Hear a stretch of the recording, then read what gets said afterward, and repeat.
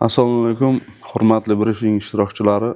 Bugun sizlarga Yangi shahar obodonlashtirish boshqarmasi yo'l bo'limi tomonidan 2025-yilda amalga oshirilgan ishlar hamda aholi tomonidan kelib tushgan murojaatlar bo'yicha olib borilgan ishlar yuzasidan axborot bermoqchiman. 2025-yil davomida obodonlashtirish boshqarmasi yo'l bo'limi tomonidan O'zbekiston Respublikasi Vazirlar Mahkamasining 2024-yil 11-oktyabrdagi 665-son qaroriga muvofiq Sirdaryo viloyati tuman va shahar obodonlashtirish boshqarmalari tasarrufidagi ichki yo'llarni saqlash va joriy ta'mirlash ishlari bo'yicha 2025-yil uchun dastlabki manzilli ro'yxat shakllantirildi. Birinchi navbatda bu ro'yxatga asosan jami Yangi shaharda 22 kilometr 658 metr yo'llar ta'mirlandi. Ularda jami summasi 2.309.721 ming so'mni tashkil qiladi.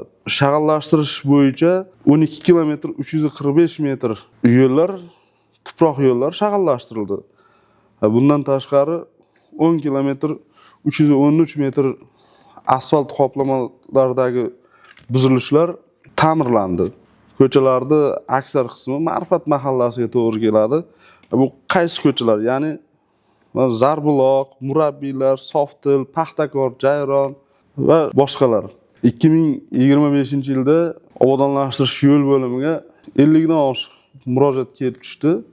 Bu murojaatlar asosan o'sha ichki yo'llardagi nosozliklar, shuxurchalar hamda turpoq ko'chalar, yog'ingarchilik paytida shu loy bo'lib ketayotgani to'g'risida hamda ko'chalarning qorong'iligi to'g'risida bularda 97% ijobiy javob qaytarildi bu murojaatlarga.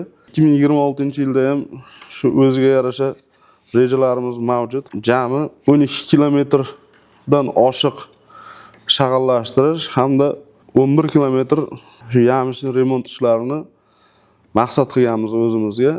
E'tiborlaringiz uchun rahmat.